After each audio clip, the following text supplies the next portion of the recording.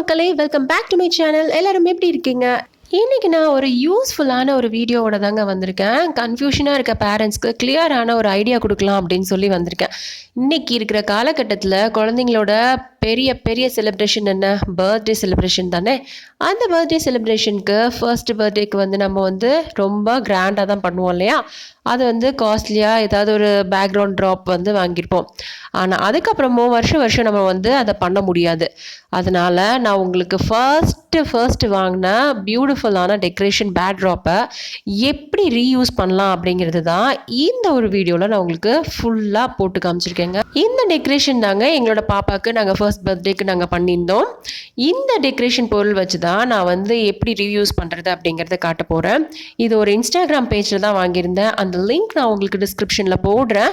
Second பர்த்டேக்கு இந்த backdrop எப்படி அழகாக நான் மாற்றிருக்கேன் அப்படிங்கிறத நீங்களே பாருங்கள். ஃபர்ஸ்ட் பர்த்டே முடிஞ்சதும் அந்த கிட் எல்லாத்தையும் ரொம்ப பத்திரமா வச்சுக்கோங்க. என்னோட பர்த்டே டெக்கரேஷனில் வந்து ஃபர்ஸ்ட்டு ஹார்ட் ஷேப் கொடுத்துருந்தாங்க. சைடில் டெக்கரேட் பண்ணுறதுக்கு நான் வந்து பர்பிள் தீம் சொல்லியிருந்தேன். அதனால அந்த கலருக்கு ஏற்ற மாதிரி கொடுத்துருந்தாங்க. ஹாப்பி பர்த்டே அப்படிங்கிறதும் பர்பிள் தீம்லேயே கொடுத்துருந்தாங்க. இதில் வந்து ஹார்ட் ஷேப்புக்கு பின்னாடி பார்த்தீங்க அப்படின்னா ரிப்பன் மாதிரி சாட்டின் கிளாத் ரிப்பனில் ஃபுல்லாக செல்லோ டேப் போட்டு ஒட்டி தான் வச்சுருந்தாங்க. ஒரு சைடில் வந்து 9 ஹார்ட் இருந்துச்சு, 2 சைட் கொடுத்துருந்தாங்க. ஸோ வந்து 18 ஹார்ட்ஸ் மொத்தம் இருந்துச்சு.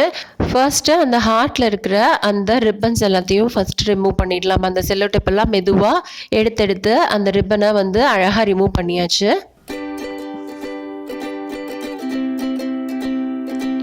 இப்போ அந்த ஹார்ட்டுக்கு வந்துட்டு நான் வந்து எல்லோ கலர் வந்து சூஸ் பண்ணியிருக்கேன். பிகாஸ் இமோஜி தீம் வந்து செகண்ட் பர்த்டேக்கு பிளான் பண்ணியிருந்தேன். எல்லோ கலரிங் பெயிண்ட் வச்சு ஃபுல்லாக எல்லா ஹார்ட்டுக்குமே அந்த எல்லோ கலர் பெயிண்ட் வச்சே பண்ணியாச்சு. இதில் என்ன அப்படின்னா அந்த ஹார்ட் ஷேப்புக்கு பின்னாடி ஒயிட் கலர்லாம் கொடுத்துருந்தாங்க. அதனால எனக்கு கலர் பண்ணுறதுக்கு ரொம்ப ஈஸியாக இருந்துச்சு. ஹாப்பி பர்த்டேக்கும் பார்த்தீங்க அப்படின்னா அதுக்கு பின்னாடி ஒயிட் கலரில் பிளெயினாக இருந்தது. இதுலேயும் பார்த்தீங்கன்னா ரிப்பன் தான் வச்சு டபுள் சைடில் ஹோல் போட்டு வச்சுருந்தாங்க. அது எல்லாத்தையும் ஃபஸ்ட்டு ரிமூவ் பண்ணிக்கலாம். அதுக்கப்புறம் இதுக்கும் அதே மாதிரி பெயிண்ட் பண்ணிடலாம். இதில் பார்த்தீங்க அப்படின்னா பெயிண்ட் ப்ரஷ் வச்சு இது வரைக்கும் நான் எதுவுமே ஒரு கிராஃப்டாக இருந்தாலும் சரி, ஏதாவது ஒரு டெக்கரேஷனாக இருந்தாலும் சரி எதுவுமே பண்ணதில்லை. இதுதான் நான் ஃபர்ஸ்ட் டைம் என்னோடய பேபிக்காக பண்ணுறேன். அதனால தான் பாருங்களேன், பெயிண்ட் ப்ரஷ் வச்சு ஃபஸ்ட்டு எப்படி பெயிண்ட் பண்ணுறதுல எனக்கு தெரியல. அதுக்கப்புறம் ரொம்ப கெட்டியாக இருந்தனால கொஞ்சமாக தண்ணி ஊற்றிக்கிட்டேன். அதுக்கப்புறம் தாங்க அதில் ஒரு டெக்னிக் தெரிஞ்சிச்சு. ஸ்ட்ரெயிட்டாக நீங்கள் ஒரு லைன் மாதிரி இழுத்துட்டிங்கனாலே போதும். சென்டரில் வச்சுட்டு ப்ரஷ்ஷை வச்சு தீட்டினீங்க அப்படின்னா அது வந்து திரியாக தெரியுது. இந்த மாதிரி ட்ரை பண்ணி பாருங்க, சூப்பராக ரெடி ஆகிடும் உங்களுடைய பேக்ட்ராப். நெக்ஸ்ட் வந்து ஹாப்பி பர்த்டே அப்படிங்கிறது வந்து பென்சில்லே நம்ம வந்து எழுதிடலாம். அதுக்கப்புறம் அதுக்கு மேலே வந்து ப்ரஷ் வச்சு பண்ணலாம் அப்படின்னு சொல்லிட்டு எழுதினேன். ஆனால் அதுவும் வந்து ஒர்க் அவுட் ஆகலை. நான் வந்து டைரெக்டாகவே அதுக்கப்புறம் ப்ரஷ் வச்சே பண்ண ஆரம்பிச்சிட்டேன். ரொம்ப சின்ன ப்ரஷ் எடுத்துக்கோங்க, பெரிய ப்ரஷ் எடுக்க வேண்டாம். லாஸ்ட்டு சைஸ் எடுத்துக்கோங்க. அதை வச்சு ஹாப்பி அப்படின்னு எழுதுன பாருங்கள். ஃபஸ்ட்டு ஹெச் போட்டேன். அது வந்து அந்த பென்சிலுக்கு மேலேயே வந்து எழுத முடியல. அதுக்கப்புறம் தான் நான் வந்துட்டு பென்சில் இல்லாமல் சும்மாவே நானே வந்து என்னோட ப்ரஷ்ஷில் நானே வந்து ட்ரை பண்ணேன். அது வந்து ஆனால் சூப்பராக வந்துருச்சு. அப்புறம் சைட்லலாம் வந்து ஹார்ட் மாதிரி கொடுக்கலாம் அப்படின்னு சொல்லிட்டு ஹார்ட் கொடுத்து அதுக்கு வந்து ஸ்கெட்சில் வந்து ஃபஸ்ட்டு ரெட் கலர் சூஸ் பண்ணி ஹார்ட்டில் வந்து ஃபுல்லாக போட்டு பார்த்தேன். ஆனால் வந்து அது வந்து ஒர்க் அவுட் ஆகலை. என்ன ஆச்சு அப்படின்னா நம்ம வந்து பெயிண்ட் பண்ணியிருக்கோம் இல்லையா, அந்த பெயிண்டோட அந்த ரெட் கலர் வந்து சேர்ந்து வந்துட்டு இருந்துச்சு. அதனால் சரி அப்படின்னு சொல்லி ஒரே ஒரு ஹெச்சுக்கு மட்டும்தான் நான் இந்த வந்து ஸ்கெட்ச் யூஸ் பண்ணியிருந்தேன். அதுக்கப்புறம் நான் வந்து சரி இதில் இப்படி ஆகுதே, சரி க்ரையான்ஸில் ட்ரை பண்ணலாம் அப்படின்னு சொல்லிட்டு க்ரையான்ஸ்லேயும் ட்ரை பண்ணேன்.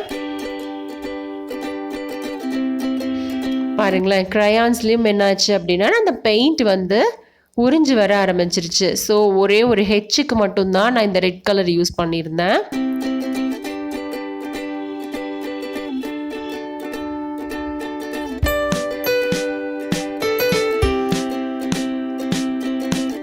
ஏக்கு பாருங்களேன், நான் வந்து பென்சில் எல்லாம் யூஸ் பண்ணவே இல்லை. நானே தான் அப்படியே ப்ரஷ்லேயே வந்து டைரெக்டாக எனக்கு எப்படி தெரியுதோ அந்த மாதிரி லெட்டர்ஸில் எழுதிட்டேன். இப்போ உங்கள் வீட்டில் வேறு யாராவது நல்லா எழுதுவாங்க அப்படின்னா நீங்கள் கூட அவங்கக்கிட்ட கொடுத்து கூட நீங்கள் வந்து சூப்பராக எழுத சொல்லிடலாம்.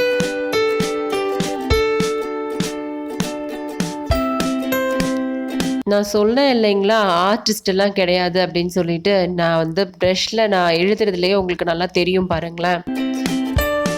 ஆனால் எழுத எழுத நம்மளுக்கு அந்த ப்ரஷ் எப்படி பிடிக்கணும் அப்படிங்கிற நுணுக்கங்கள் எல்லாமே தெரிஞ்சிருது. எல்லாமே ட்ரை பண்ணாதானங்க கிடைக்கும். அதனால வந்து ரொம்ப வந்து முயற்சி பண்ணி உங்களோட குழந்தைக்காக நீங்கள் பண்ணுறோம் அப்படின்னு நினச்சி பண்ணீங்க அப்படின்னா கண்டிப்பாக இது வந்து சூப்பராக ஒர்க் அவுட் ஆகும். பாருங்கள், ரிசல்ட் பாருங்களேன் எவ்வளோ அழகாக தெரியுதுன்னு. அதுக்கப்புறம் எல்லாமே பென்சில்லே எழுத ஆரம்பிச்சிட்டுங்க. பென்சில் தான் வந்து சூப்பராக ஒர்க் அவுட் ஆச்சு. அதனால HAPPY அப்படிங்கிறதுல PPY அந்த லெட்டர்ஸ் பேக்ரவுண்ட் எல்லாத்துக்குமே வந்து பென்சில்லே அப்படியே நான் ட்ராயிங் பண்ணிட்டேன். ஏன்னா க்ரையான்ஸ் ஒத்து வரல, ஸ்கெட்ச் ஒத்து வரல, பென்சில் தான் ஒர்க் அவுட் ஆச்சு. பாருங்களேன், முயற்சி உடையார் இகழ்ச்சி அடையார் அப்படிங்கிற மாதிரி எவ்வளோ அழகாக வந்திருக்கு அப்படின்னு சொல்லிட்டு நான் பென்சில்லே தாங்க பண்ணேன். நீங்களும் பென்சில்லே பண்ணுங்கள். இந்த மிஸ்டேக் நீங்கள் பண்ணக்கூடாது அப்படிங்கிறதுக்காக தான் நான் இவ்வளோ டீட்டெயிலாக எக்ஸ்பிளைன் பண்ணுறேன். அதுக்கப்புறம் காஞ்சதுக்கப்புறம் ஒன்று மேலே ஒன்று அடுக்குங்க. நான் அடுக்கும் போது ஒன்று மேலே ஒன்று ஒட்டிருச்சு. அதனால் கொஞ்சம் லேஸாக அந்த வந்து தோல் உறிஞ்ச மாதிரி வருது. நெக்ஸ்ட்டு வந்து ரிப்பன் வந்து இப்படி தான் கட்டணும். ஒன்று ஃப்ரண்ட்டில் இப்படி உள்ளே விட்டுட்டு அதுக்கப்புறம் பேக்ரவுண்ட்லேருந்து எடுத்து திருப்பி ரிட்டனில் மேலே எடுத்தீங்க அப்படின்னா இந்த மாதிரி வந்துடும். ஹாப்பி பர்த்டேக்கு வந்து ஃபஸ்ட்டு ஒரு நீளமானது ஒன்று கொடுத்துருப்பாங்க, அப்புறம் சின்னதாக ஒன்று கொடுத்துருப்பாங்க. அதோட சைஸ் பார்த்து கரெக்டாக நீங்கள் இந்த மாதிரி ஃபிக்ஸ் பண்ணிக்கோங்க. ஓகே, ஹாப்பி பர்த்டே பக்காவாக ரெடி ஆயிடுச்சு. அடுத்தது இமோஜிஸ் வந்து ட்ராயிங் பண்ண ஆரம்பிச்சிடலாம். எல்லாமே நான் சொன்னேன் இல்லைங்களா, பென்சில் இருந்தால் போதும், சூப்பராக பண்ணிடலாம். பென்சில்லே தான் நான் ஃபுல்லாக பண்ணியிருக்கேன் பாருங்கள். இமோஜிஸ் வந்து நான் வந்து கூகுள்லேருந்து தான் எடுத்தேன். மொத்தம் 12 இமோஜிஸ் சூஸ் பண்ணேன். 12 இமோஜிஸ் உங்களுக்கு எது ஈஸியாக இருக்கோ அப்படிங்கிறத பார்த்து நீங்கள் அதை வந்து டவுன்லோட் பண்ணி இந்த மாதிரி ட்ராயிங் பண்ணி வச்சுக்கோங்க.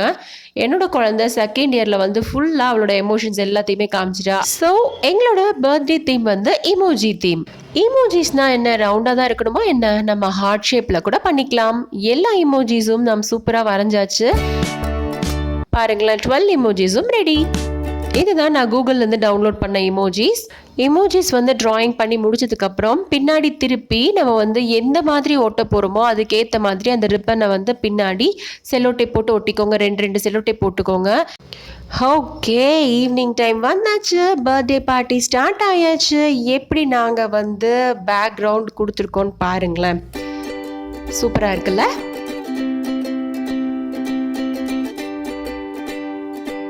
எல்லாமே சார்ட்டில் பண்ண மாதிரி இருக்கும். ஆனால் ஆக்சுவலாக இது வந்து அந்த ஃபர்ஸ்ட் பர்த்டேயில் உள்ள டெக்கரேஷனை தான் அப்படியே வந்து பண்ணியிருக்கோம். ஸ்மைலி தீம் தானே, அதனால ஸ்மைலி கேக்கு.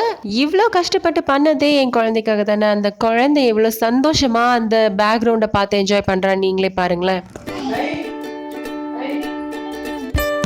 பார்த்தீங்களா, என் பேபி எவ்வளோ ஹாப்பியாக இருக்காங்க அப்படின்னு சொல்லிட்டு. இதுக்காக தானேங்க நாங்கள் இவ்வளோ கஷ்டப்பட்டோம். நீங்கள் இந்த மாதிரி டெக்கரேஷன் பண்ணணும் அப்படின்னா அந்த அன்னைக்கு பிளான் பண்ணாதீங்க, 2 டேஸ்க்கு முன்னாடியே பிளான் பண்ணிடுங்க. என் பேபி தூங்கும் போது தான் நான் இதெல்லாம் பிளான் பண்ணேன். நீங்களும் இந்த மாதிரி இந்த பேஜுக்கு போய் அன்டம்பிள் பார்ட்டி ஸ்டோருக்கு போங்க. ரொம்ப அஃபோர்டபுள் ப்ரைஸ்லேயே உங்களுக்கு நீங்கள் நினைக்கிற மாதிரி கஸ்டமைஸ் பண்ணி தருவாங்க. பாருங்கள், ஃபர்ஸ்ட் பர்த்டேக்கு நாங்கள் அவங்கக்கிட்ட ஆர்டர் போட்டனால அவங்க வந்து எனக்கு வாட்ஸ்அப்பில் டெக்ஸ்ட் பண்ணியிருக்காங்க, இந்த வருஷமும் உங்களுக்கு வேணுமா அப்படின்னு சொல்லி கேட்டுட்டு. இந்த வருஷம் தான் நம்ம இந்த மாதிரி டெக்கரேட் பண்ணிட்டோமே, நீங்களும் இந்த மாதிரி உங்கள் குழந்தைக்கு டெக்கரேட் பண்ணி அவங்களோட பர்த்டே பயங்கரமாக சர்ப்ரைஸாக கொண்டாடுங்க. See you next time. Keep watching, keep on subscribing. Our next video will out soon.